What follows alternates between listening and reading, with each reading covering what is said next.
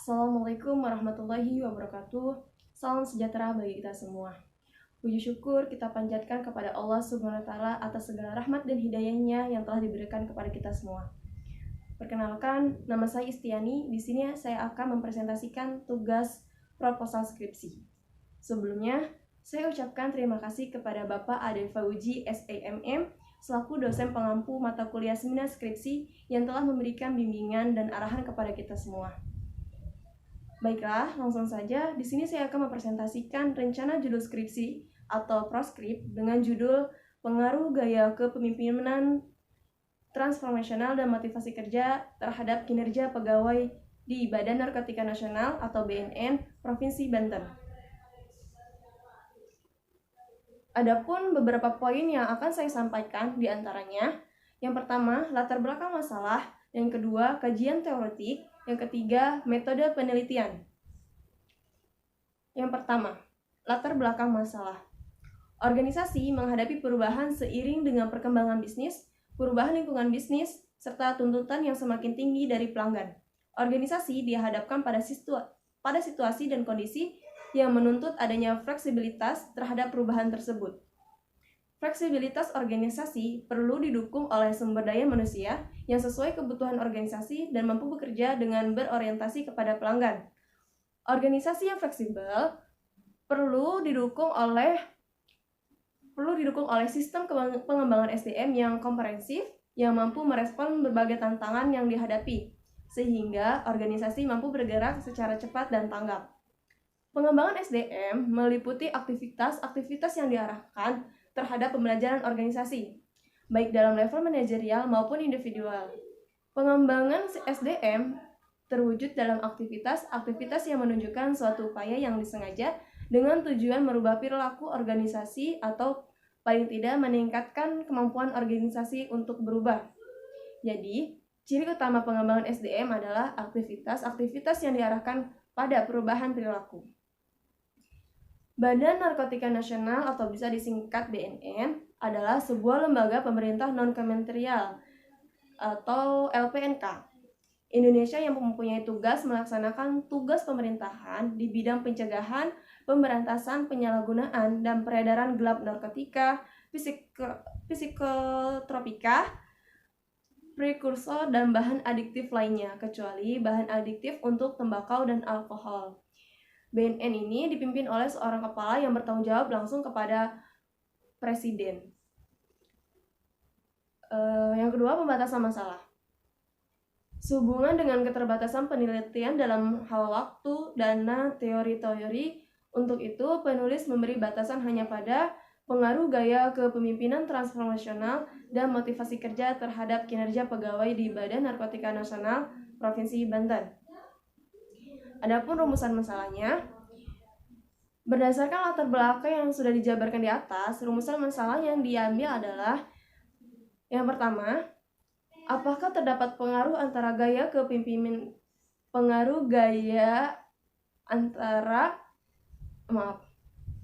Apakah terdapat pengaruh antara gaya kepemimpinan transformasional terhadap kinerja pegawai di BNN Banten? Dan yang kedua, apakah terdapat pengaruh antara motivasi kerja terhadap kinerja pegawai di BNN Banten? Yang ketiga, apakah terdapat pengaruh secara simultan antara gaya kepemimpinan dan motivasi kerja terhadap kinerja pegawai? Yang selanjutnya, kajian teoretik. Pengertian kinerja pegawai. Menurut Disler, kinerja karyawan adalah salah satu aspek penting yang wajib diperhatikan oleh organisasi, karena kinerja karyawan menuntun organisasi untuk mencapai tujuannya. Kinerja karyawan merupakan prestasi kerja perbandingan antara hasil kerja yang dapat dilihat secara nyata dengan standar kerja yang telah ditetapkan organisasi. Yang kedua, penilaian kinerja karyawan. Mattis dan Jackson menyatakan bahwa penilaian kinerja adalah proses mengevaluasi seberapa baik pegawai melakukan pekerjaan mereka jika dibandingkan dengan seperangkat standar dan kemudian mengkomunikasikan informasi tersebut kepada pegawai. Menurut Miner, dalam Surya dan Hananto dinyatakan bahwa dimensi kerja adalah ukuran dan penilaian dari perilaku yang aktual di tempat kerja. Dimensi kinerja tersebut meliputi yang pertama, quality output. yaitu kinerja seorang individu dinyatakan baik apabila kualitas output yang dihasilkan lebih baik atau paling tidak sama dengan yang target yang ditentukan. Yang kedua, quality of output, yaitu kinerja seseorang juga diukur dari jumlah output yang dihasilkan. Dan yang ketiga, time at work. Dimensi waktu juga menjadi pertimbangan di dalam mengukur kinerja seseorang. Yang keempat, cooperation with other works, yaitu kerja juga dinilai dari kemampuan seorang individu untuk tetap bersifat kooperatif dengan pekerjaan lain yang harus menyelesaikan tugasnya masing-masing. Yang ketiga itu pembahasan selanjutnya yaitu mengenai tujuan penilaian kinerja karyawan. Untuk mengidentifikasi ini tujuan dari penilaian kinerja karyawan ialah untuk mengidentifikasi secara jelas apa yang karyawan ketahui dan apabila seharusnya dilakukan oleh karyawan dalam bekerja. Adapun dimensi dan indikator kinerja karyawan. Yang pertama itu kualitas. Kualitas kerja diukur dari persepsi karyawan terhadap kualitas pekerjaan yang dihasilkan serta kesempurnaan tugas terhadap keterampilan dan kemampuan karyawan. Yang kedua, waktu. Waktu merupakan tingkat aktivitas diselesaikan pada awal waktu yang dinyatakan. Dilihat dari sudut koordinasi dengan hasil output serta memaksimalkan waktu yang tersedia untuk aktivitas lain. Yang ketiga, efektivitas. Efektivitas itu merupakan tingkat penggunaan sumber daya organisasi meliputi tenaga, uang, teknologi, dan bahan baku. Dimaksimalkan dengan maksud menaikkan hasil dari setiap unit dalam penggunaan sumber daya. Yang terakhir itu kemandirian. Kemandirian itu merupakan tingkat seseorang karyawan yang nantinya akan dapat menjalankan tugas kerjanya. Selanjutnya, pengertian gaya kepemimpinan transformasional. Menurut Abbas dan Avolio, kepemimpinan transformasional adalah suatu model kepemimpinan untuk meningkatkan sumber daya manusia dengan dan hubungan efektif pemimpin terhadap bawahan dapat diukur dengan indikator adanya kepercayaan, kekaguman, kesetiaan, dan hormat terhadap pemimpin. Berusaha untuk memotivasi pengikut untuk melakukan sesuatu yang lebih demi tercapainya kinerja. Kepemimpinan yang transformasional terdiri dari 3 perilaku. Yang pertama itu idealized influence, yaitu perilaku yang meningkatkan emosi pengikut dan identifikasi dengan pemimpin. Yang kedua, individualized consideration, yaitu pemberian dukungan, dorongan, dan bimbingan kepada pengikut. Yang ketiga, intellectual simulation, yaitu perilaku yang meningkatkan kesadaran pengikut terhadap permasalahan-permasalahan dan mempengaruhi pengikut untuk melihat permasalahan dan perspektif yang baru. Yang selanjutnya, dimensi dan indikator kepemimpinan transformasional. Berikut ini adalah dimensi dan indikator kepemimpinan transformasional yang dijadikan sebagai acuan dalam penelitian ini. Yang pertama, pemimpin harus menjadi contoh yang baik yang dapat diikuti oleh karyawannya sehingga akan menghasilkan rasa hormat dan percaya kepada pemimpin tersebut. Yang kedua, pemimpin harus bisa memberikan motivasi dan target yang jelas untuk dicapai oleh karyawannya. Yang ketiga, pemimpin harus mampu merangsang karyawannya untuk memunculkan ide-ide dan gagasan baru. Pemimpin juga harus membiarkan karyawannya menjadi problem solver dan memberikan inovasi-inovasi baru di bawah bimbingannya. Yang terakhir, keempat, pemimpin harus memberikan perhatian, mendengarkan keluhan, dan mengerti kebutuhan karyawannya. Seluruh dimensi tersebut jika dilaksanakan dengan baik, maka akan membantu dalam memaksimalkan peran pemimpin dalam perusahaan. Yang selanjutnya, pengertian motivasi kerja. Menurut Melayu Hasibuan, motivasi adalah pemberian daya penggerak yang menciptakan kegairahan kerja seseorang agar mereka mau bekerja sama, bekerja efektif, dan terintegrasi segala upayanya untuk mencapai kepuasan. Metode motivasi. Metode motivasi memiliki 2 metode di mana yaitu motivasi langsung dan motivasi tidak langsung. Kedua metode ini dijelaskan sebagai berikut. Yang pertama, metode langsung adalah metode motivasi material dan non-material yang diberikan secara langsung kepada individu karyawan untuk memenuhi kebutuhan serta kepuasannya. Jadi sifatnya khusus seperti pujian, penghargaan, tunjangan hari raya, bonus, dan bintang jasa. Yang kedua, metode tidak langsung. Indirect motivation adalah motivasi yang diberikan hanya merupakan fasilitas-fasilitas yang mendukung serta menunjang gairah kerja atau kelancaran tugas sehingga para karyawan betah dan semangat dalam melakukan pekerjaan. Tujuan motivasi. Motivasi kerja memiliki beberapa tujuan dalam pelaksanaannya, di mana tujuan motivasi menggambarkan suatu individu yang efektif dan efisien. Ada beberapa tujuan motivasi, yaitu yang pertama, meningkatkan moral dan kepuasan kerja karyawan. Yang kedua, meningkatkan produktivitas kerja karyawan. Yang ketiga, mempertahankan kestabilan karyawan perusahaan. Yang keempat, meningkatkan kedisiplinan karyawan. Yang kelima, mengefektifkan pengadaan karyawan. Yang keenam, menciptakan suasana dan hubungan kerja yang baik. Ketujuh, meningkatkan loyalitas, kreativitas, dan partisipasi karyawan. Kedelapan, meningkatkan tingkat kesejahteraan karyawan. 9, mempertinggi rasa tanggung jawab karyawan terhadap tugas-tugasnya. Dan terakhir itu ke-10, meningkatkan efisiensi penggunaan alat-alat dan bahan baku. Dimensi dan indikator motivasi kerja.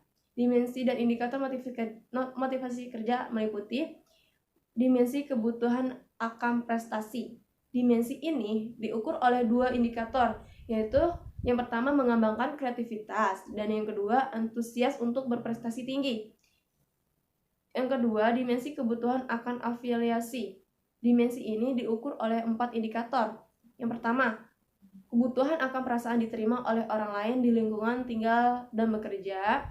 Yang kedua, kebutuhan akan perasaan dihormati karena setiap manusia merasa dirinya penting. Yang ketiga, kebutuhan akan perasaan maju dan tidak gagal. Yang keempat, kebutuhan akan perasaan ikut serta.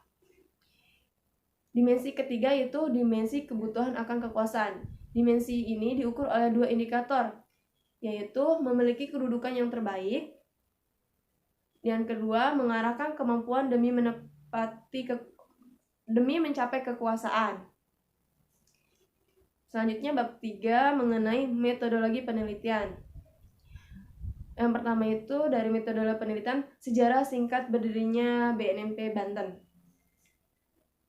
Berdirinya BNNP Banten, Badan Narkotika Nasional Provinsi Banten, itu sejak dibentuknya Undang-Undang Nomor 35 Tahun 2009 tentang narkotika pada tanggal 12 Oktober 2009 dan Peraturan Pemerintah Nomor 23 Tahun 2010 tentang Badan Narkotika Nasional pada tanggal 12 April 2010.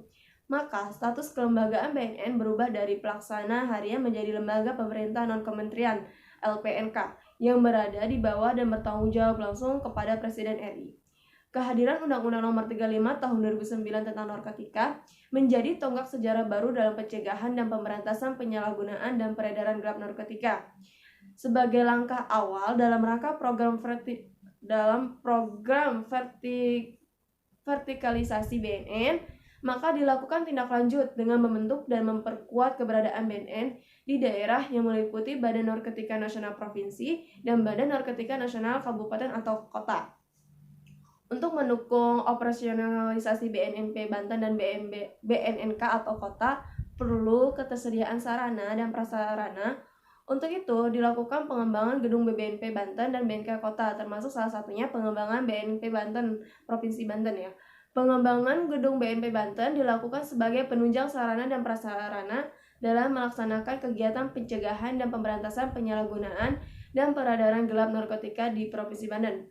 Gedung BNP Banten beralamat di Jalan Syekh Nawawi Al-Bantani nomor 7 Banjar Agung, Cipocok, Jaya, Kota Serang, Banten.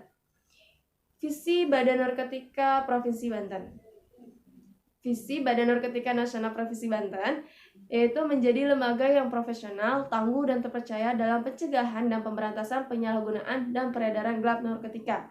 Dan yang misi Badan Narkotika Nasional Provinsi Banten, pertama, mengembangkan dan memperkuat kapasitas kelembagaan. Yang kedua, mengoptimalisasi sumber daya dalam penyelenggara pencegahan dan pemberantasan penyalahgunaan dan peredaran gelap narkotika.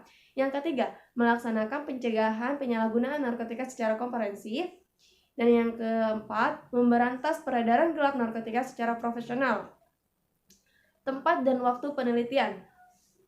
Tempat penelitian. Penelitian ini dilakukan di Jalan Syekh Nawawi Al-Bantani nomor 7, Kelurahan Banjar Agung, Kecamatan Cipocok Jaya, Kota Serang, Banten. Pengambilan data dilakukan pada bulan April 2020. Penelitian ini dilakukan pada BNN Provinsi Banten.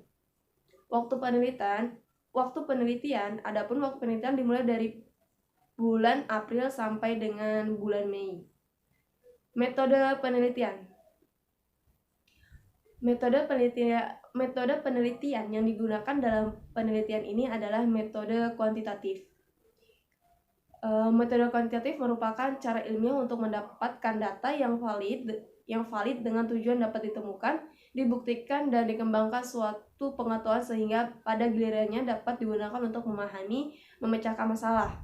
Sesuai dengan tujuan penelitian, maka penelitian yang digunakan untuk meneliti masalah pengaruh gaya kepemimpinan transformasional motivasi kerja terhadap kinerja pegawai di Badan Narkotika Nasional Provinsi Banten. Metode penelitian deskriptif adalah penelitian yang dilakukan untuk mengetahui nilai variabel mandiri, baik satu variabel atau lebih, tanpa membuat mengetahui nilai variabel mandiri, baik satu variabel atau lebih independen, tanpa membuat perbandingan atau menghubungkan dengan variabel yang lain. Mungkin ini saja presentasi yang bisa saya sampaikan. Kurang lebihnya saya mohon maaf. Wassalamualaikum warahmatullahi wabarakatuh.